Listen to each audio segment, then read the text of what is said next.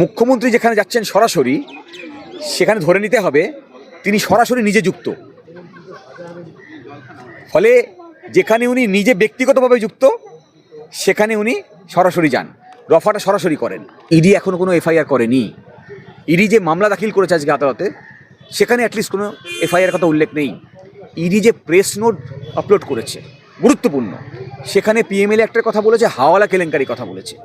আমরা প্রশ্ন তুলেছি যে আইপ্যাককে মমতা ব্যানার্জি বলছেন যে তাদের দলের কাজে নিয়োজিত করেছেন, তাহলে আইপ্যাককে তিনি যে টাকা দেন, সেই টাকা কোত্থেকে দেন? তাহলে কি সেই হাওয়ালার টাকা? যদি হাওয়ালার টাকা হয় তাকে পুনরুদ্ধার করতে হবে না। আজকে আদালতের মধ্যে ঘটেছে, আমরা জানি, আমরা আদালতের মধ্যে ছিলাম। আদালত বারে বারে উল্লেখ করেছেন, 5 মিনিট সময় দিয়েছেন, তারপর আরও 2 মিনিট সময় দিয়েছেন, যাতে এই হই হট্টগোল বন্ধ হয় আদালতের মধ্যে। এই ধরনের ঘটনা আমার এই দীর্ঘ পেশার জীবনে আমি খুব কমই দেখেছি। যে কটা দেখেছি তা এই তৃণমূল আমলেই দেখেছি। পশ্চিমবঙ্গের যে ক্যাবিনেট, যা অপরাধীদের নিয়ে তৈরি, বারে বারে আমরা বলি, তার নেত্রী হচ্ছেন মমতা ব্যানার্জি। তারা অ্যালাউ করেছে মুখ্যমন্ত্রীকে, যেমনভাবে অভিষেক ব্যানার্জির ক্ষেত্রেও সুযোগ দিয়েছে, ফলে বিশেষ বিশেষ ক্ষেত্রে তারা সুযোগ দেয়। এই সমস্ত লোকগুলিকে একটু আড়াল নিয়ে গিয়ে জিজ্ঞেস করুন আপনি কার পক্ষে, তারা মমতার বিপক্ষে কথা বলবে, যারা ওই মিছিলে হাঁটছেন। সাধারণ মানুষ যারা হাঁটছেন তারা হয় ভয়ে, আর যারা একটু উচ্চ স্তরের নাম করলেন তারা সুবিধা নিয়ে। ফলে দুটো শ্রেণী ওখানে আছে, একজন সুবিধা পেয়ে ওখানে হাঁটছেন, আর একজন ভয়ে হাঁটছেন। মুখ্যমন্ত্রী তার পুলিশি গুন্ডাকে তুলে নিন, তার তৃণমূলী গুন্ডাকে তুলে নিন, পেছন ফাঁকা হয়ে যাবে, মুখ্যমন্ত্রী একা হাঁটবেন। আমি বলছি মুখ্যমন্ত্রীর পেছনে অভিষেক ব্যানার্জিও হাঁটবেন না। বললাম যে এজলাসের মধ্যে চরম বিশৃঙ্খলা, বিচারপতি শুভ্রা ঘোষ তিনি উঠে গেলেন, বললেন পরবর্তী শুনানি 14ই জানুয়ারি। কি বলবেন? এখন কলকাতা হাইকোর্টের একটি গরিমা আছে, আমরা চার্টার্ড হাইকোর্ট হিসেবে জানি। আমরা যারা আইনজীবী, আমাদের দায়িত্ব হচ্ছে এই গরিমাকে রক্ষা করা। যে ঘটনা আজকে আদালতের মধ্যে ঘটেছে, আমরা জানি, আমরা আদালতের মধ্যে ছিলাম। আদালত বারে বারে উল্লেখ করেছেন, 5 মিনিট সময় দিয়েছেন, তারপর আরও 2 মিনিট সময় দিয়েছেন, যাতে এই হই হট্টগোল বন্ধ হয় আদালতের মধ্যে। এই ধরনের ঘটনা আমার এই দীর্ঘ পেশার জীবনে আমি খুব কমই দেখেছি। যে কটা দেখেছি তা এই তৃণমূল আমলেই দেখেছি।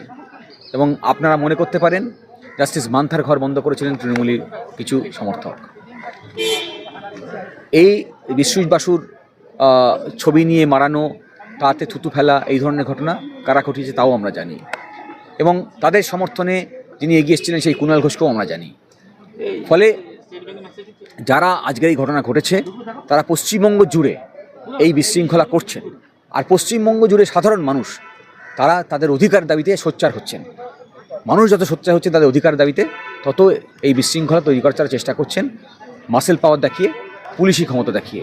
এর বিরুদ্ধে সবাইকে যেমন রাস্তায় লড়তে হবে, আইনজীবী হিসেবে আমাদের আদালতের এই গরিমাকে পুনরুদ্ধার করতে হবে।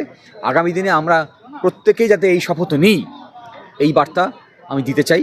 আমরা আইনজীবী সংগঠনের পক্ষ থেকে সকল সদস্যদের কাছে আমরা সেই বার্তা পাঠাবো, যাতে সমস্ত আইনজীবী আমরা সকলে মিলে, যারা আইনের পক্ষে, আইনের শাসনের পক্ষে, সংবিধানের পক্ষে, তারা যাতে এই আদালতের এই গরিমা, ঐতিহ্য, তাকে আবার পুনরুদ্ধার করে। বলছি আইনমন্ত্রী এই এজলাসে দাঁড়িয়ে কি করছিলেন? আইনমন্ত্রী কি এখানে এজলাসে দাঁড়িয়ে থাকার কথা ছিল? একজন মন্ত্রী, তিনি আইনমন্ত্রী হোক বা যে কোনো মন্ত্রী হোক, তিনি জনগণের সেবায় নিয়োজিত হয়েছে বলেই ধরে নেওয়া হয়।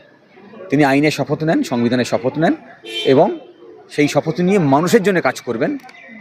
ফলে তার জীবনের এই যে দিনের যে সময় উনি এসছেন আদালতে, তার জনগণের সেবায় যে টাইম তাকে দেওয়ার কথা, তার থেকে উনি কেটে নিয়ে এসছেন। ফলে জনগণের সময়কে তিনি কেটেছেন। কিন্তু আমরা পশ্চিমবঙ্গে জানি, পশ্চিমবঙ্গের মন্ত্রীরা হয় চুরি করেন, নাহলে জোচ্চুরি করেন, নাহলে ডাকাতি করেন, এটাই করছেন। ফলে পশ্চিমবঙ্গের যে ক্যাবিনেট, যা অপরাধীদের নিয়ে তৈরি, বারে বারে আমরা বলি, তার নেত্রী হচ্ছেন মমতা ব্যানার্জি। ফলে তিনি জনসমক্ষে গতকাল আমরা দেখেছি অপরাধ করছেন। কি অপরাধ করছেন? ইডি ভারতবর্ষের একটি ল এনফোর্সমেন্ট এজেন্সি, তারা সেখানে গেছেন রেড করতে, তাদেরকে কাজে বাধা দেওয়া, তাদের কাছ থেকে নথি ছিনিয়ে নেওয়া। ভেবে দেখুন, কলকাতা পুলিশ বা বেঙ্গল পুলিশ, তারা কোনো বাড়িতে কোনো রেড করতে গেছে, সেই কাজে পশ্চিমবঙ্গের একজন সাধারণ নাগরিক বাধা দিচ্ছে, তাকে পুলিশ সঙ্গে সঙ্গে গ্রেপ্তার করবে। নথি নষ্ট করার কারণে তাকে গ্রেপ্তার করবে, তদন্ত হবে। আমরা দেখেছি ইডি এখনও কোনো এফআইআর করেনি। ইডি যে মামলা দাখিল করেছে আজকে আদালতে, সেখানে অ্যাটলিস্ট কোনো এফআইআর কথা উল্লেখ নেই। ইডি যে প্রেস নোট আপলোড করেছে গুরুত্বপূর্ণ, সেখানে পিএমএলএ একটার কথা বলেছে, হাওয়ালা কেলেঙ্কারি কথা বলেছে।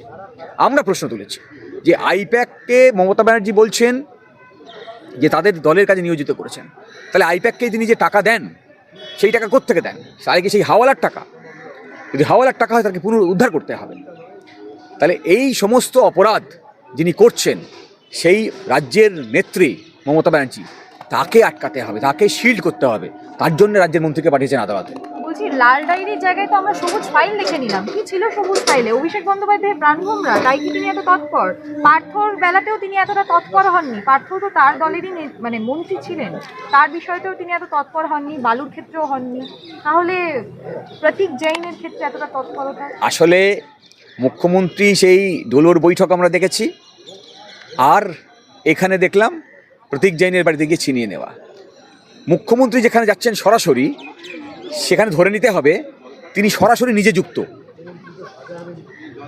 ফলে যেখানে উনি নিজে ব্যক্তিগতভাবে যুক্ত, সেখানে উনি সরাসরি যান, রফাটা সরাসরি করেন। ইডিকে বারবার বলছি আমি যে রাজীব কুমার, শাহজাহানের ক্ষেত্রে ইডি জানতো যে তারা বাধাপ্রাপ্ত হবে, তারপরও প্রোটেকশন না নেওয়া আসলে মুখ্যমন্ত্রীকে একটা জায়গা করে দেওয়া। সেই ডোলোর বৈঠক বলুন আর প্রতীক জৈনের বাড়িতে ঢুকতে দেওয়া বলুন, এই মুখ্যমন্ত্রী ঢুকতে দিয়েছেও কিন্তু ইডি। ফলে যাদের দায়িত্ব ছিল নথি সংগ্রহ করা, প্রিজার্ভ করা, তারা ব্যর্থ হয়েছে এবং তারা অ্যালাউ করেছে মুখ্যমন্ত্রীকে, যেমনভাবে অভিষেক ব্যানার্জির ক্ষেত্রেও সুযোগ দিয়েছে। ফলে বিশেষ বিশেষ ক্ষেত্রে তারা সুযোগ দেয়। বলছি, আজকে আমরা দেখতে পাচ্ছি যে ইডভি বাস স্ট্যান্ড থেকে একেবারে হাজরা মোড় অব্দি প্রচুর কর্মী সমর্থক থেকে শুরু করে সাধারণ মানুষ মিছিলে হাঁটছে, পা মেলাচ্ছে। দেব, সোহম, ফিরাদ হাকিম সবাই, তৃণমূলের প্রথম সারির নেতৃত্ববৃন্দরা তার পাশে হাঁটছে। কিসের ইঙ্গিত দিচ্ছে? এই সমস্ত লোকগুলিকে একটু আড়াল নিয়ে গিয়ে জিজ্ঞেস করুন আপনি কার পক্ষে, তারা মমতার বিপক্ষে কথা বলবে, যারা ওই মিছিলে হাঁটছেন। কিন্তু তারা ব্যক্তিগতভাবে কোথাও কোথাও সুবিধা ভোগ করেছেন, তাকে রিপে করতে হবে। সাধারণ মানুষ যারা হাঁটছেন তারা হয় ভয়ে, আর যারা একটু উচ্চ স্তরের নাম করলেন তারা সুবিধা নিয়ে। ফলে দুটো শ্রেণী ওখানে আছে, একজন সুবিধা পেয়ে ওখানে হাঁটছেন, আর একজন ভয়ে হাঁটছেন। মুখ্যমন্ত্রী তার পুলিশি গুন্ডাকে তুলে নিন, তার তৃণমূলী গুন্ডাকে তুলে নিন, পেছন ফাঁকা হয়ে যাবে, মুখ্যমন্ত্রী একা হাঁটবেন। আমি বলছি মুখ্যমন্ত্রীর পেছনে অভিষেক ব্যানার্জিও হাঁটবেন না। ফলে আপনি যেটা দেখছেন সেটা আসল চিত্র নয়, আসল চিত্র মানুষের মনে আছে। সুযোগ দিন, নিরপেক্ষভাবে পুলিশি গুন্ডা না লাগিয়ে, বিজেপির সাহায্য না নিয়ে নির্বাচন করুন, দেখবেন খালি হয়ে যাবে না, একটা সিটও পাবেন না উনি।